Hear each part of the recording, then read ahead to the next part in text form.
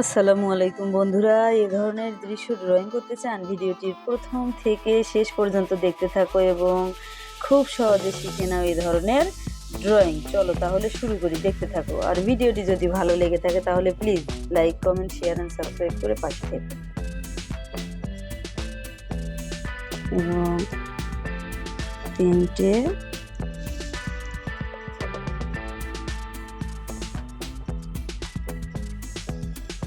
চারটে, দেখুন চারটে দাগ টেনে নিয়ে একটা বর্ডার করে নিলাম। এরপর আর দৃশ্যটি অঙ্কন করার আগে বলে নিই, এখন যে দৃশ্যটি অঙ্কন করব এটি অঙ্কন করার জন্য চতুর্ভুজ, ত্রিভুজ, বৃত্ত এগুলো দিয়ে এবং বক্ররেখা এগুলো দিয়েই এই দৃশ্যটি অঙ্কন করব, যাতে আপনাদের বুঝতে সহজ হয় বা ড্রয়িং করতে সহজেই ড্রয়িং করতে পারেন। দেখুন, প্রথমে বর্ডারের এই পাশ থেকে এই পাশে স্কেল বসিয়ে মাঝামাঝি স্কেল বসিয়ে একটা লম্বা করে দাগ টেনে নিব।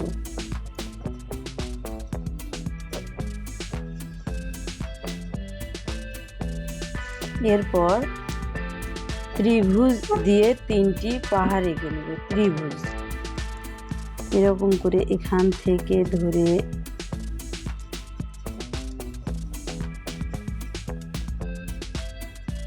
ত্রিভুজ, আবারও এখান থেকে ধরে আরেকটি ত্রিভুজ। এটি যদি আপনারা হাত দিয়ে সোজা করে না অঙ্কন করতে পারেন, স্কেলের মাধ্যমে অঙ্কন করে নিতে পারেন। দেখুন আরেকটি ত্রিভুজ, এবং এখান থেকে এটি কিন্তু আপনারা ত্রিভুজের যে কোনো ত্রিভুজের মতো দেখতে এরকম কিছু দিয়েও এঁকে নিতে পারেন। দেখুন তিনটি ত্রিভুজ আমি এঁকে নিয়েছি, একটি, দুটি, তিনটি। এরপর আমরা যা করব, এরপর হচ্ছে আকাশে বৃত্ত এঁকে নিব।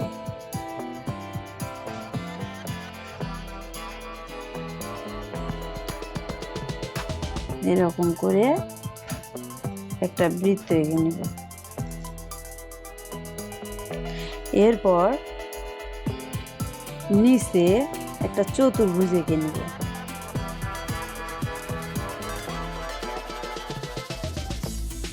এরকম করে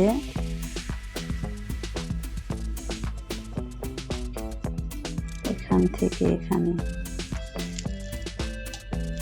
এখান থেকে এখানে,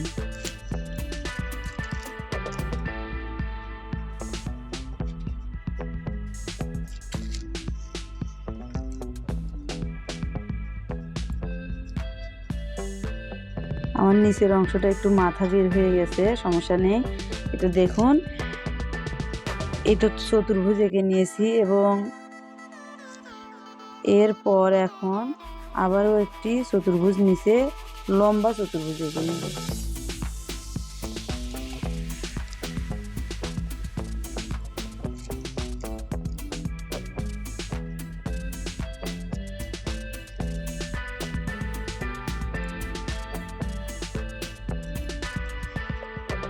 দেখুন বন্ধুরা, প্রথমে একটি চতুর্ভুজ এঁকে নিলাম এবং নিচে একটি লম্বা চতুর্ভুজ এঁকে নিলাম। আমি আবারও বলছি, আমার একটু দাগ টানতে এই মাথাটা বের হয়ে গেছে, এটি আমি মেশায়া দেব।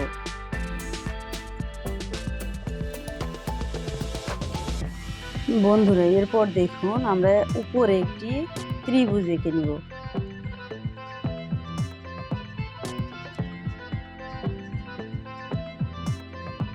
উপর থেকে ধরে এরকম একটি ত্রিভুজ এর পাশে, এখান থেকে ধরে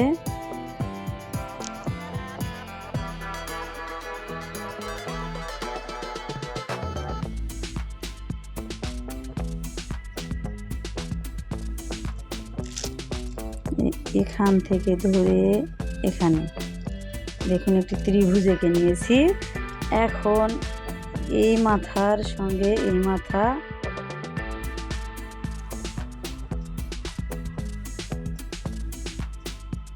এই মাথার সঙ্গে এই মাথা, এই মাথার সঙ্গে এই মাথা লাগাইয়া দিলাম। দেখতে পাচ্ছেন ঘর হয়ে গেল। এখন আমরা আবারও একটি চতুর্ভুজ এঁকে নেব। এটি হচ্ছে লম্বা চতুর্ভুজ। এখান থেকে ধরে এখানে, এখান থেকে ধরে এখানে, এবং এই দুই মাথা লাগাই দিলাম। এটি হচ্ছে দরজা। এটি দরজা এঁকে নিলাম।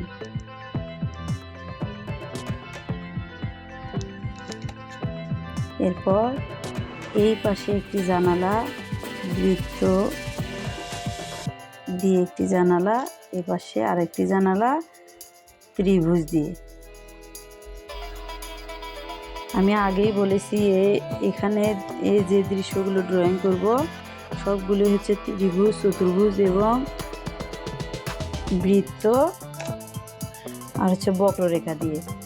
দেখতে পাচ্ছেন ঘর হয়ে গেল। এখন আমরা এই পাশে লম্বা করে এইভাবে লম্বা করে একটি দাড়ি এবং লম্বা করে পাশে আরেকটি দাড়ি, দুটি দাড়ি টেনে নিয়েছি। এখন এই মাথার সঙ্গে লাগাই দেব এবং এইভাবে নিচের দিকে একটু এইভাবে ডিজাইন করে নেব। এটি হচ্ছে গাছের শিকড়। এরপর এই সামনের মাথাও লাগাই দিলাম। এখন এখান থেকে ধরে এরকম করে একটু আঁকা বাঁকা, এরকম করে উপরের নিচ থেকে উপরে, আবার এই পাশ থেকে ধরে সেম এরকম করে নিচ থেকে উপরে দিয়ে নিলাম। দেখুন এটা একটা বৃত্তের মতো হয়েছে। এটি হচ্ছে একটা গাছ। এরপর আমরা এখান থেকে একটা বক্ররেখা টেনে নিব।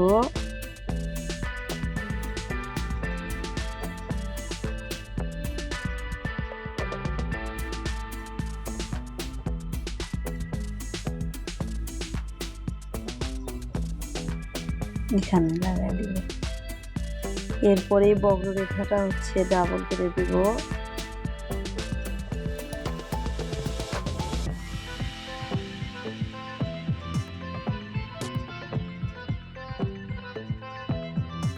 এটি একটি নদী হয়ে গেল। এখন এই নদীতে আমরা একটা নৌকা ড্রয়িং করে নেব। এই জন্য এখানে নদীর মাঝামাঝি বসে এরকম একটি দাগ টেনে নিব এবং এই দাগটি একটু বাঁকা করে, এ পাশ থেকে একটু বাঁকা করে এই দাগটি এখানে এনে এখানে লাগাই দেব। এরপর এখান থেকে ধরে লম্বা করে একটা দাগ টেনে নিব এবং এইখানে আমি আরেকটি চতুর্ভুজ এঁকে নিব। দেখুন এই তো একটি, দুটি,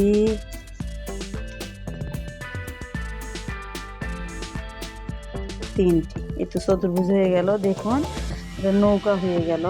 এরপর দেখতে পাচ্ছেন বন্ধুরা চতুর্ভুজ, ত্রিভুজ এবং বৃত্ত দিয়ে কত সুন্দর একটি সিনারি ড্রয়িং করে নিয়েছি। এরপর উপরে আকাশে পাখি উঠছে এ ধরনের দৃশ্য দিতে যাচ্ছি। এর জন্য একটি দাড়ি, দুটি দাড়ি, একটি, দুটি দাড়ি দিয়ে আমরা পাখি এঁকে নিব। একটি, দুটি। দেখুন এখন বন্ধুরা আর একবার আপনাদেরকে বলে নেই, এই দৃশ্যটি অঙ্কন করার জন্য প্রথমে একটি বর্ডার এঁকে নিয়েছি। 4টি দাড়ি দ্বারা একটি বর্ডার এঁকে নিয়েছি। এরপর দেখুন এরকম ত্রিভুজ দিয়ে নিয়েছি 3টি। এরপরে বৃত্ত দিয়ে আকাশে সূর্য এঁকে নিয়েছি। এরপর নিচে একটি চতুর্ভুজ এঁকে নিয়েছি, ত্রিভুজ এঁকে নিয়েছি, ত্রিভুজ দিয়ে চালা, চতুর্ভুজ দিয়ে হচ্ছে ঘরের নিচের কাঠামোটি এবং আবারও একটি চতুর্ভুজ দিয়ে নিচের পিরালি যেটা বলা হয় ওটা এঁকে নিয়েছি। এরপর দরজাও চতুর্ভুজ দিয়ে এঁকে নিয়েছি, পাশে একটি জানালা ত্রিভুজ দিয়ে এঁকে নিয়েছি, আরেকটি জানালা বৃত্ত দিয়ে এঁকে নিয়েছি। এরপর পাশেই আরেকটি লম্বা চতুর্ভুজ এঁকে নিয়েছি এবং নিচে শিকড় দিয়েছি এরকম করে, উপরে একটু আঁকা বাঁকা করে গাছের লতা পাতা যেটা হয় আর কি ওটা দিয়েছি। এরপর বক্ররেখা টেনে নদীর পার এঁকে নিয়েছি। এরপর নদীতে নৌকা এঁকে নিয়েছি উপরে বৃত্ত দিয়ে এবং নিচে এরকম করে একটা নৌকা এঁকে নিয়েছি। এরকম করে যদি আপনার সোনামণিদেরকে শেখান তাহলে তারা নিশ্চয়ই খুব সহজেই এ ধরনের দৃশ্য অঙ্কন করবে এবং ভবিষ্যতে আরও ভালো ভালো কিছু তারা ড্রয়িং করতে সক্ষম হবে। যদি ভিডিওটি ভালো লেগে থাকে তাহলে please like, comment, share and subscribe করে পাশে থেকে এবং পাশে থাকা বেল আইকনটি অন করে, তাহলে এ ধরনের ভিডিও ছাড়ার সঙ্গে সঙ্গে নোটিফিকেশন আপনাদের কাছে পৌঁছে যাবে। ধন্যবাদ সবাইকে।